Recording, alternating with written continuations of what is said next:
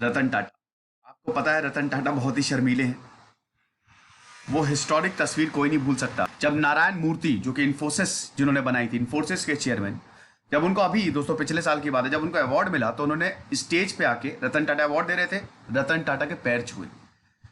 भारत के दो महान एंटरप्रेन्योर्स एक साथ, कोई नहीं भूल सकता। रतन टाटा महान है। उसका रीजन ये है कि उन्होंने भारत की इकोनॉमी को अपने कंधे पे उठा रखा है। टीसीएस, आपने ये गौर किया है कि जहां टीसीएस होता है वहां पे एरर की गुंजाइश ही नहीं होती है।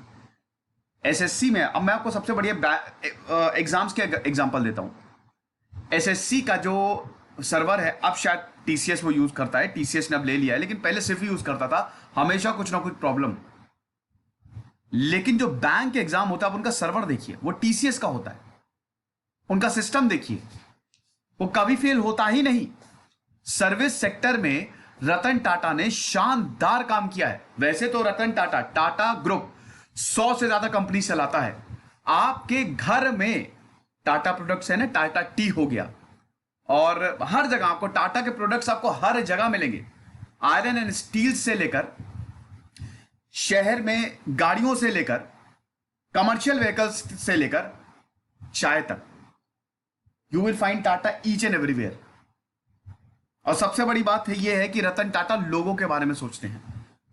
इनका जो बिजनेस मॉडल है ना, देखिए बहुत लोग ना भूल जाते हैं जो बिजनेस करते हैं कि हमको टारगेट किसको करना है। हमको टारगेट लोगों को करना है, वही तो आपका प्रोडक्ट खरीदेंगे। सिंपल है, आपने बेचा, उन्होंने खरीदा।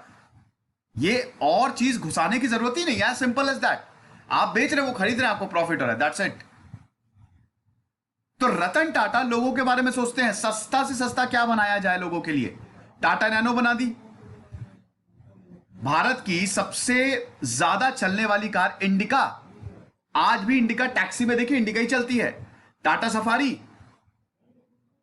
अगर हम ऑटोमोबाइल सेक्टर में बात करें तो रतन टाटा ने कमाल का काम किया, लेकिन ये काम इन्होंने किया कैसे?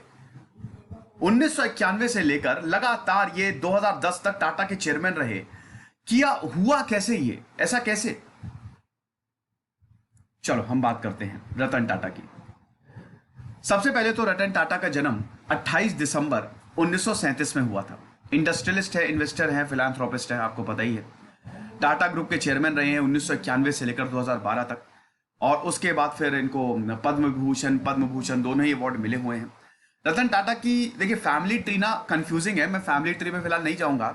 जमशेद टाटा से सब शुरू हुआ था, और जमशेद टाटा से शुरू होते होते जो इनके एडॉप्टेड सन है नोवेल टाटा, उनके बेटे हैं रतन टाटा। ठीक है, तो बहुत बड़ा फैमिली ट्री है। फिलहाल फैमिली ट्री के बारे में हम बिल्कुल भी नहीं जाएंगे, मतलब काफी ज्यादा कंफ्यूजिंग है। जमशेद टाटा जो है, उन्होंने ही टाटा ग्रुप को फाउंड किया था ना अर्ली 20th सेंचुरी में, सॉरी हाँ ठीक तो है 21st, हाँ नहीं 21st सेंचुरी में, मतलब 1900 के आसपास, मैं एग्जैक्ट डेट भूल गया हूं। टाटा कंपनी को, टाटा ग्रुप को फाउंड किया, और वहां से जो जर्नी स्टार्ट हुई, क्योंकि भैया उस समय आपको मेटल्स की जरूरत थी। देखिए खनिजों की आपको जरूरत पड़ेगी इंडस्ट्रीज को आगे ले जाने के लिए। तो पहले तो टाटा ग्रुप स्टील में ही काम करता था, लेकिन ऐसा था बिजनेस मॉडल शुरुआत से ही टाटा का ऐसा रहा है कि उन्होंने अपने एम्प्लॉयज का ख्याल रखा है।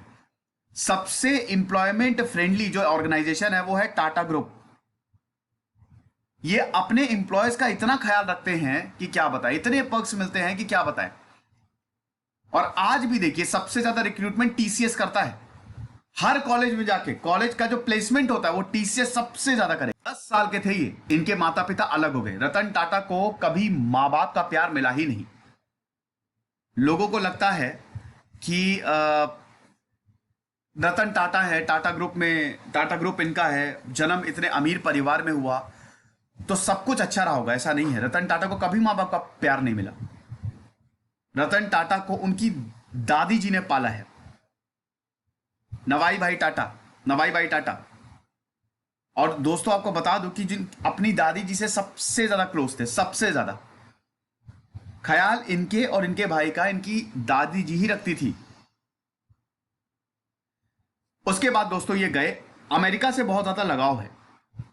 पहले भारत में बॉम्बे में पढ़ाई की, शिमला में पढ़ाई की, फिर गई है अमेरिका। वहां पे इन्होंने बीएस की डिग्री ली आर्किटेक्चर में, इंजीनियरिंग की, कॉर्नेल यूनिवर्सिटी से इंजीनियरिंग की, हार्वर्ड बिजनेस स्कूल गए, वहां एडवांस मैनेजमेंट प्रोग्राम के 1975 में सब कुछ हुआ। 1962 में मतलब इन्होंने अपनी पढ़ाई जो है वो पूरी कर ली थी। 25 साल तक ही वॉज रेडी।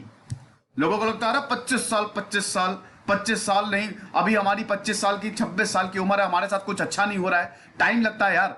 आपका असली जीवन 28-29 साल में शुरू होगा, जब आप रियलिटी में आपको सक्सेस मिलेगी। ये लोगों को समझ ही नहीं आता, क्योंकि 27-28 साल तक तो आप सीखते हो ना। 25-26 साल तक आपकी एजुकेशन पूरी होती है, फिर नौकरी करते हो, 3-4 साल में नौकरी का ज्ञान होता है। 30 साल के बाद आपकी ग्रोथ, एक्चुअल ग्रोथ शुरू होती है। और लोगों का मानना है कि 30 साल में आपकी जिंदगी खत्म। जिंदगी उनकी खत्म हो जाती है जो मान लेते कि मेरी जिंदगी खत्म हो गई।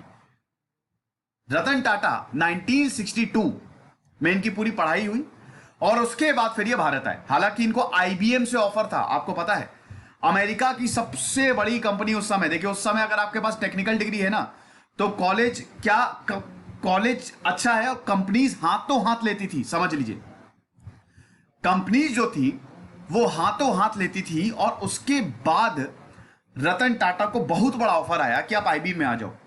रतन टाटा ने उसको डिक्लाइन कर दिया। कुछ टाइम शायद काम किया था, if I am not wrong. उसके बाद वो वापस भारत आ गए, क्योंकि ऑलरेडी इतना बड़ा ग्रुप था।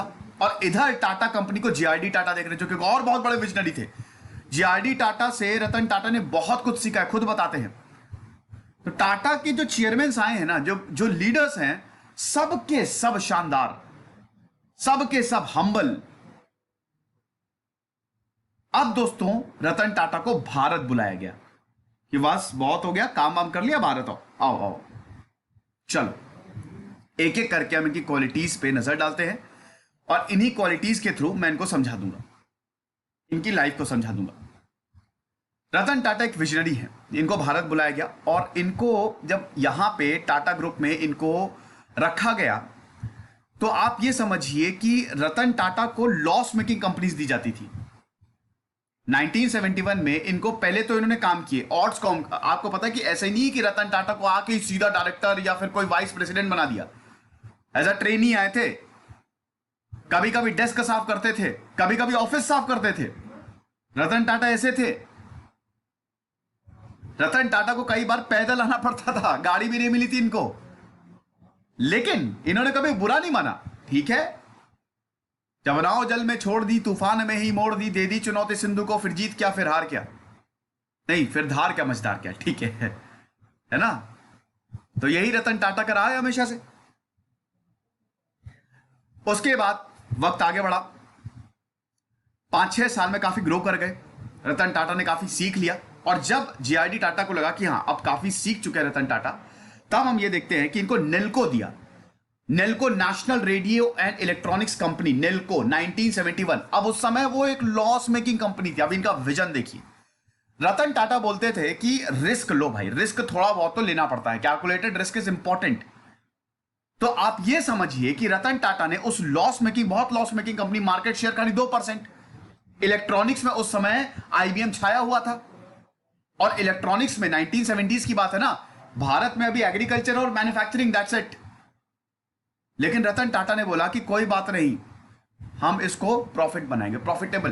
ट्रांजिस्टर्स बनाने शुरू किए, यहां पे बन रहे थे वैसे, इन्होंने भी बनाए, सस्ते दामों पे बनाए। धीमे धीमे नेल्को जो है बहुत प्रॉफिटेबल नहीं, लेकिन हां जो लॉस थे वो खत्म हो गए, जो भी कर्जे थे वो सेटल कर दिए गए। इतना बढ़िया रतन टाटा का फिर नाम हुआ। तब ये पता चल गया कि यार ये बहुत लंबी रेस का घोड़ा है, ये ऐसे रुकेगा नहीं। तो जीआरडी टाटा ने फिर रतन टाटा को बुलाया और बोला कि अब तो और कंपनीज तुमको देनी पड़ेगी। साथ ही साथ रतन टाटा को फिर लॉस मेकिंग कंपनीज मिलने लगी। मतलब रतन टाटा की कैसी इमेज बन गई थी कि ये तो कोई भी लॉस मेकिंग कंपनी को प्रॉफिट मेकिंग कंपनी बना सकता है। आप देखिए रतन टाटा ने कितने दूर की सोची। रतन टाटा ने आईटी इंडस्ट्री पे काम करना शुरू किया। 1991 में 97 साल के हो गए जीआरडी टाटा। रतन टाटा को चेयरमैन बनाया गया। रतन टाटा ने खुद भी कभी नहीं सोचा था कि वो चेयरमैन इतनी जल्दी बन जाएंगे, लेकिन रतन टाटा चेयरमैन बने। उसके बाद हम ये देखते हैं जब रतन टाटा को चेयरमैन बनाया गया, क्योंकि और भी बहुत सारे लोग थे, बोले थे हमको चेयरमैन बनाओ, हमारा एक्सपीरियंस ज्यादा है। तो रतन टाटा ने कंपनी का कार्यभार संभाला। सबसे पहले उन्होंने आईटी सेक्टर पे देखा। अब देखिए उस समय आईटी सेक्टर, राजीव गांधी ने हरी झंडी दे दी कि तुमको जो करना है करो। तो रतन टाटा के पास पूरी फ्रीडम भी थी। विजनरी वही होता है ना कि जो आगे के मार्केट को देखे।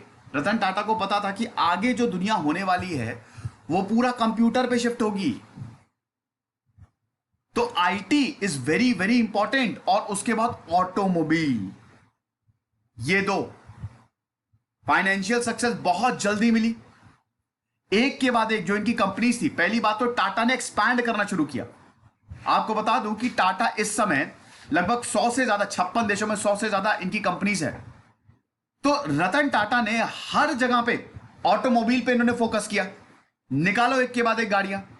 चाय पे इन्होंने फोकस किया, मतलब जो लोग 1998 में इन्होंने टाटा इंडिका लॉन्च की, ये पहली पैसेंजर कार थी। 1998 में जब ये लॉन्च की तो पहली नंबर 1 ब्रांड बन गया। समझ लीजिए, ये बहुत सस्ती कार थी, हर कोई खरीद सकता था उस समय। और आज भी इंडिका दोस्तों सबसे ज्यादा चलती है, इसका माइलेज बहुत अच्छा होता है। और 2000 में रतन टाटा ने टाटा टी लॉन्च की, ये ग्लोबल बेवरेज बनी। इन्होंने टेटली ग्रुप को एक्वायर किया, जो उस समय चाय का सबसे बड़ा मैन्युफैक्चरर था और डिस्ट्रीब्यूटर भी था। तो रतन टाटा ने बोला कि टेटली टी को हम एक्वायर करते हैं। विजन देखिए आप, यूके की कंपनी है, वैसे आपको बता दूं यूके की सबसे बड़ी कंपनी टेटली। और उसके बाद इन्होंने टाटा टी को, मतलब टेटली को एकदम कवर अप करके टाटा टी बनाया, और आज टाटा टी हर घर में चलती है। 2001 में इन्होंने इंश्योरेंस सेक्टर में अपना हाथ आजमाया। Tata AIG, American international group, ये जॉइंट वेंचर आज भी है। टाटा एआईजी बहुत ही जबरदस्त। तो आप देख सकते हैं ना, फिर केमिकल हो गया, फिर आईटी सेक्टर ने तो सब, टीसीएस जब लॉन्च किया ना 2003 में, तो सब बदल गया। सॉफ्टवेयर इंडस्ट्री उस समय बूम कर रही थी, मतलब बूम आने वाला था, और शुरुआत हुई थी उस समय, 2000 की बात है ये। $1 बिलियन एक साल में कमा लिया। $1 बिलियन पब्लिक कर दिया अपनी कंपनी को। इंटरनेशनल रिकॉग्निशन मिला, न्यूयॉर्क एक्सचेंज ग्रुप में इनकी कंपनी लिस्ट। तो टाटा कंसल्टेंसी सर्विसेज जो है वो पहली सॉफ्टवेयर कंपनी बनी जिन्होंने $1 बिलियन का रेवेन्यू कमा लिया। सब पगला गए, बोले अरे बाप रे, कौन सी इंडियन कंपनी है जो ऐसा कर रही है। फिर 2008 में फोर्ड की कहानी तो कोई भूल ही नहीं सकता ना।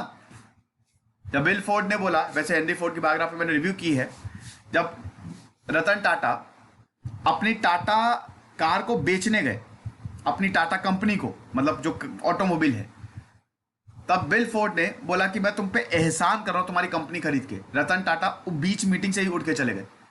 और 8 साल बाद जब वो भारत आए, बिल फोर्ड मुंबई आए, तब रतन टाटा से ये बोला कि आप मेरी लैंड रोवर और जैगुआर को खरीद लीजिए, बहुत एहसान होगा आपका। तो वही कहता है ना कि success is the true revenge. तो रतन टाटा एक ट्रू विजनरी है, इनको पता है कि मार्केट आगे कहां जाएगा। और अगर आपको यह चीज पता है, जैसे अभी देखिए, अभी अगर बात करें तो बहुत सारे ऐसे प्रोडक्ट आ रहे हैं, जैसे अब सब ऑनलाइन शिफ्ट हो रहा है, अब बदल गया दोस्तों। आगे आने वाले समय में सब ऑनलाइन ही हो जाएगा, आर्टिफिशियल इंटेलिजेंस आने वाला है। अब ये आपको कहीं सिखाया नहीं जाएगा। जैसे आजकल बहुत सारे यूट्यूब चैनल है, एक टर्म आपने सुना होगा एसईओ, ये एक नया टर्म है। अब इसके आपको कोर्सेज नहीं मिलेंगे, लेकिन इस समय सबसे ज्यादा डिमांड में है। तो ये चीज आपको सीखनी पड़ेगी, इस वक्त के साथ साथ आपको डालना पड़ेगा, एक ट्रू विजनरी होना पड़ेगा रतन टाटा की तरह। उसके बाद जैसा कि मैंने बताया, इनिशिएटर, रतन टाटा इनिशिएट करते हैं। वो बोलते हैं लॉस होगा तो होगा, क्या दिक्कत है, ज्यादा से ज्यादा क्या होगा, कंपनी बंद हो जाएगी। इन्होंने सबसे पहली पैसेंजर कार यहां पे इंक्लूड की 1998 में, जैसा मैंने बताया इंडिका। उसके बाद फिर टाटा टी, फिर स्टारबक्स, नैनो। रतन टाटा चाहते थे कि हम ऐसी कार बनाएं जो हर कोई अफोर्ड कर सके। 1 लाख में नैनो निकाल दी। हालांकि वो सक्सेस क्यों नहीं हुई, बहुत बेहतरीन कार थी दोस्तों, शानदार कार थी, लेकिन एक टैग उसका था ना, सस्ती कार है। आप नैनो लेके जाते थे तो आपको हीन भावना से देखते थे, अरे ये तो सस्ती कार लेके आया है। मार्केटिंग, उसकी ब्रांडिंग बहुत गलत होगी, जिसकी वजह से नैनो फेल होगी, सक्सेस नहीं हो पाई। फिर 1-2 केसेस और आगे कि नैनो में आग लग गई। हालांकि वो एक ही 2 कार में आग लगी थी, लेकिन इतनी जल्दी वो फैली आग की तरह, उसको भी कवर अप नहीं कर पाए, तो वो मार्केट चला गया। लेकिन टाटा ने, रतन टाटा ने हमेशा सबसे कम दामों में चीजों को रखा है। बसेस आप देख लीजिए, ट्रक्स आप देख लीजिए, कॉमर्शियल व्हीकल्स तो टाटा के ही चलते हैं। छोटा हाथी, जितने भी आपको कॉमर्शियल व्हीकल दिखेंगे वो सब टाटा के या महिंद्रा के भारत में जो चल रहे हैं। तो वही मैं बता रहा हूं कि भारत की इकोनॉमी को उन्होंने कंधे पे उठा के रखा है। जितने भी प्रोडक्ट बनाते हैं ये शानदार, और ये फालतू आलतू फालतू प्रोडक्ट नहीं बनाते हैं। कॉस्मेटिक्स, पेंट, ऑयल ये सब नहीं बनाएंगे। ये जो मेन है वही बनाएंगे। टेलीकॉम इंडस्ट्री में जब टाटा डोकोमो आया था, आपको याद होगा, वो सबसे सस्ते रिचार्ज देता था 2G के उस समय। सबसे, मेरे पास खुद टाटा डोकोमो था, मैं सबसे सस्ते रिचार्ज, टाटा का मोबाइल बहुत सस्ता था। तो ये है 2012 में वैसे टाटा नैनो कार को लॉन्च किया था। उसके बाद ये सबसे बड़ी बात है, ही is a man of values. 5 चीजें थी। जब रतन टाटा चेयरमैन बने तो उन्होंने इमीडिएट चेंज करना शुरू कर दिया। उन्होंने बोला, रतन टाटा की सबसे बड़ी बात यह है कि वो एक अमीर इंसान से वैसे ही बात करेंगे जैसे एक गरीब इंसान से। रतन टाटा की इतनी कहानियां कि क्या बताएं। वो इतना दान देते हैं और इतना लोगों के लिए करते हैं। वैल्यूज की अगर बात करें तो रतन टाटा जो हैं, 5 चीजें ये बताते हैं, इनके 5 प्रिंसिपल रहे जो उन्होंने अपने कंपनी, मैंने बताया सबसे पहले इंटीग्रिटी, आप में इंटीग्रिटी हो, ये बहुत जरूरी है सक्सेस होने के लिए। ये जितने भी कंपनी के एम्प्लॉयज हैं, इंटीग्रिटी मस्ट बी कॉमन। दूसरा पॉइंट है अंडरस्टैंडिंग, समझना। अपने इर्द गिर्द वाले लोगों को समझो, मार्केट को समझो, और समझना खाली कमर्शियल लेवल पे नहीं, कंपटीशन लेवल पे नहीं, इमोशनल लेवल पे भी। आजकल प्रोफेशनलिज्म बहुत आ गया है। प्रोफेशनलिज्म से ज्यादा बेटर होता है एक इमोशन कनेक्ट। हद से ज्यादा प्रोफेशनलिज्म ना सब बर्बाद कर देता है। तो वो चीज आपको करनी होगी। वो चीज आप कैसे करेंगे? अपने इंप्लॉयज का ख्याल रखिए, उनकी तारीफ करिए अगर वो अच्छा कर रहे हैं तो। तीसरी चीज यूनिटी, हमको यूनाइट रहना है। ऐसा नहीं है कि कल को ये एम्प्लॉय छोड़ के चला गया, वो एम्प्लॉय छोड़ के चला गया। चौथी चीज, एक्सीलेंस के पीछे भागो, पैसा छोड़ दो, एक्सीलेंस पे जाओ। इन्होंने जितने भी प्रोडक्ट बनाए हैं बहुत सस्ते, लेकिन क्वालिटी से कॉम्प्रोमाइज नहीं, शानदार क्वालिटी, बस कॉस्ट घटा दी। And last and the most important, with responsibility, with greater power comes greater responsibility. आप जितने बड़े होंगे आपके पास रिस्पॉन्सिबिलिटी उतनी ज्यादा आएगी, आपका काम कम नहीं होगा, बढ़ेगा। ही is a man of values. और सबसे बड़ी बात, इक्वालिटी। रतन टाटा बोलते हैं कि चाहे एक चपरासी ही क्यों ना हो, आपको उससे भी बहुत अच्छे से बिहेव करना है। अब ये बहुत सारे 1991 में जब ये प्रिंसिपल्स लेके आए तो इनके काफी लोगों ने साइन करने से मना कर दिया। साइन करना था बकायदा, इंप्लॉयज को साइन करके देना, तो उन्होंने कहा हम नहीं करेंगे साइन, हमको समझ में नहीं आ रहा है। रतन टाटा ने बोला ठीक है आप जाओ, साइन तो करना पड़ेगा। और अपने हिसाब से इन्होंने कंपनी चलाई। और इस समय टाटा मोस्ट प्रॉफिटेबल, 20 साल में इन्होंने टाटा को बिल्कुल बदल के रख दिया। कहां उस समय खाली 20 से ज्यादा एरियाज में एक्सपैंड किया, लेकिन अब दोस्तों 100 से ज्यादा एरियाज में एक्सपैंड किया गया है। रतन टाटा बहुत हम्बल है, बहुत हम्बल। ये इतने शांत है और दूसरों का इतना ख्याल रखते हैं कि क्या बताएं। जब 2008 में 26/11 अटैक हुए थे तो रतन टाटा ने, ताज होटल रतन टाटा का है, उन सारे इंप्लॉइज का ध्यान रखा था। हॉस्पिटैलिटी में भी रतन टाटा, टाटा ग्रुप सबसे आगे है, सारे इंप्लॉइज का ध्यान रखा था। अपने इंप्लॉय फ्रेंडली है टाटा ग्रुप, अपने इंप्लॉय का बहुत ध्यान रखता है। अगर आपको कोई बीमारी होगी तो टाटा फ्री में आपको इलाज देगा, कोई प्रॉब्लम होगी तो उसका कॉम्पनसेशन देगा। इतने पर्क्स एंड अलाउंसेस एक्स्ट्रा मिलते हैं, सैलरी थोड़ी कम होती है लेकिन बहुत पर्क्स एंड अलाउंसेस हैं। तभी टाटा ग्रुप जो है is the most preferred company. तो he is a man of values. फिर जैसा कि मैंने बताया, ह्यूमन रिलेशंस को हैंडल करने में बहुत बढ़िया है ये अपने इंप्लॉयज को बहुत अच्छे से ट्रीट करते हैं। इनका एक चीज मानना है ना कि कंपनी इंप्लॉयज से चलती है, और अगर वो अच्छे से काम करेगा ना तो कंपनी भी आपकी अच्छे से काम करेगी। इंप्लॉय को रोबोट थोड़ी ना, आप उनको पैसा दे रहे हो तो उनको मारा चाबुक और बैल की तरह चलने लगे, ऐसा नहीं होता है। Everybody is human. यूनिटी और यूनिटी ऑफ डायरेक्शन को यूज करके वो एक दिशा में। और दोस्तों आपको बता दूं कि रतन टाटा, मतलब टाटा ग्रुप के जो एम्प्लॉयज हैं, वो सबसे ज्यादा लॉयल माने जाते हैं पूरी दुनिया में। अगर आप सारी कंपनीज को खड़ा कर दे और रतन टाटा के एम्प्लॉयज को खड़ा कर दे तो सबसे ज्यादा लॉयल रतन टाटा के एम्प्लॉयज हैं। ऐसा है। रतन टाटा ने वीकली आवर्स जो है वो जब 1991 में चेयरमैन हुए थे, तो रतन टाटा ने 8 घंटे से ज्यादा काम नहीं करेगा कोई, छुट्टियां भी अच्छी खासी मिलेंगी। और जैसा कि मैंने बताया कि ये फिलैंथ्रोपी वर्क्स तो बहुत ज्यादा करते रहते हैं। अभी कोविड में इन्होंने 1000 करोड़ दान दे दिया था, बहुत सारे फ्री के स्कूल चला रहे हैं, फंडिंग पीछे से रतन टाटा की आ रही है। इतने सारे फिलैंथ्रोपी वर्क्स है रतन टाटा के कि क्या बताएं। रतन टाटा जब तक चेयरमैन रहे, 21 साल तक चेयरमैन रहे, 40 गुना ज्यादा रेवेन्यू बढ़ गया, प्रॉफिट 50 गुना ज्यादा बढ़ गया। 2012 में साइरस मिस्त्री, रतन टाटा का कोई वारिस तो है नहीं, तो इन्होंने साइरस मिस्त्री को अगला चेयरमैन बनाया, जो कि दूसरे परिवार से आते थे। लेकिन बाद में बहुत ज्यादा डिस्प्यूट हो गए रतन टाटा और साइरस मिस्त्री में। साइरस मिस्त्री काम सही से नहीं कर रहे थे, वो अपनी चला रहे थे। आपने एक एग्जाम्पल सेट किया है, फिर दूसरे वाले वही एग्जाम्पल को आगे लेके जाएं, लेकिन साइरस मिस्त्री से ऐसा नहीं हुआ। 2016 में साइरस मिस्त्री को रिमूव किया गया chairman of Tata and Sons से, बड़े बेआबरू से वो भी। फिर 2017 में नटराजन चंद्रशेखर को चेयरमैन बनाया। लेकिन रतन टाटा रिटायर हो गए, अभी भी एक्टिव बिजनेसमैन है। अब हर जगह इनको ऑक्सीजन की अभी प्रॉब्लम हुई ना, तो सबसे पहले रतन टाटा है, प्लांट्स लगाने शुरू कर दिए, ऑक्सीजन सप्लाई करनी शुरू कर दी। 65% से ज्यादा शेयर्स जो हैं वो इनके चैरिटेबल ट्रस्ट में जाते हैं। मैं बता रहा हूं ना कि दुनिया के सबसे अमीर इंसान बन सकते हैं, लेकिन रतन टाटा ऐसा करते नहीं है। रतन टाटा इंसानियत को सबसे ऊपर रखते हैं। Tata education and development trust जो है, $28 मिलियन स्कॉलरशिप फंड देता है ये। इसमें कॉर्नेल यूनिवर्सिटी जो है, अंडर ग्रेजुएट स्टूडेंट जो भारत से आते हैं उनको हेल्प करता है। आपको बताया 2010 में टाटा कंपनीज ने कितना डोनेशन दिया चैरिटीज में, $50 मिलियन। 2014 में टाटा ग्रुप ने 950 मिलियन रुपए दिए आईआईटी बॉम्बे को, ऐसे ही। और अभी कोविड में 1500 करोड़ दिए।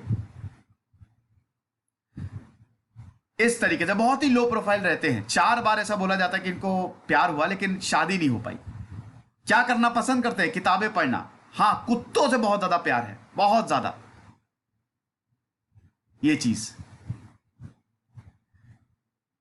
उसके बाद इनको इंटरनेशनल अवार्ड भी बहुत सारे मिले हुए हैं। फिर आखिरी and the most important thing is firm determination. बस डिटर्मिनेशन तो है ही है। मैंने बताया ना, नेल्को की आपको बात बताई, 2% शेयर था, कोलैप्स करने के कगार पे थी, लेकिन इन्होंने हार नहीं मानी।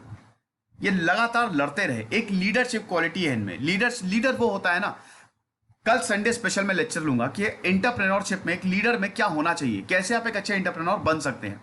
दृढ़ निश्चय रतन टाटा का, ये लॉस मेकिंग कंपनीज को भी प्रॉफिट मेकिंग बना देते हैं। बट वही है, पूरा का पूरा टीम वर्क होता है। अगर सक्सेस हुआ तो पूरी टीम का, लॉस हुआ तो मेरी रिस्पॉन्सिबिलिटी। ये ऐसा है, इस तरीके का हिसाब किताब है। तो ये 5 लीडरशिप क्वालिटीज रतन टाटा की। नैनो के बारे में तो बताइए आपको। रतन टाटा ने एक बहुत बड़ी बात बोली है कि जो आपके ऊपर पत्थर फेंकते हैं, उन पत्थर को इकट्ठा करके एक बिल्डिंग बना लो। कितनी बड़ी बात है। मतलब जो क्रिटिसाइज आपको करते हैं, उन क्रिटिसिज्म को इकट्ठा करके अपना ही एम्पायर खड़ा कर लो। क्या बात है। रतन टाटा ने बोला कि मैं फैमिलीज को देखता था, वो 2 व्हीलर्स पे ऐसे जाते थे, छोटा बच्चा आगे। हम सब ने ये किया है दोस्तों। मैं खुद, मैं, मेरा छोटा भाई, मेरे मम्मी पापा, तो हम लोग जब छोटे थे तो एक स्कूटर थी, तो उसमें 4 लोग जाते थे बैठ के, और बड़ा अजीब व गरीब लगता था। तो यही रतन टाटा बोलते हैं कि मैं यही सोचता था कि आया क्या ये सेफ होगा। इस तरीके की जो तस्वीरें हैं, ये इट इज वेरी डेंजरस। तभी रतन टाटा ने नैनो निकाली। लेकिन वही है ना कि नैनो उतना चल नहीं पाई। उसके रीजन बहुत ज्यादा थे, फेलियर हो गई नैनो। तो अब यहां पे रतन टाटा बताते हैं कि इफेक्टिव लीडर्स के पास होना क्या चाहिए। सबसे पहले तो सुनना आना चाहिए। You should be a good listener. टपर टपर बोलना नहीं है, सुनो तो पहले, उसके बाद अपने व्यूज रखो। दूसरा and the most important thing, conflict को मैनेज करना आना चाहिए। 2 एम्प्लॉय हैं, दोनों की नहीं जम रही है, बैठाओ, मैनेज करो। आपकी किसी से कॉन्फ्लिक्ट हो गई, उससे मैनेज करो। कुछ तो कॉमन पॉइंट्स होंगे, तभी तो कंपनी आगे बढ़ती है। फिर डिसीजन मेकिंग आना चाहिए। वही डिटर्मिनेशन से इसको रिलेट करिए कि आपको डिसीजंस लेने पड़ेंगे, कभी कभी टफ डिसीजंस लेने पड़ते हैं। देन स्ट्रैटेजिक थिंकिंग, स्ट्रैटेजी बनाओ, प्लान बनाओ, और उन प्लान पे स्टिक रहो। फिर आपके जो फॉलोअर्स हैं, जैसे रतन टाटा के बहुत सारे फॉलोअर्स हैं, उनको एम्पावर करो, उनको सही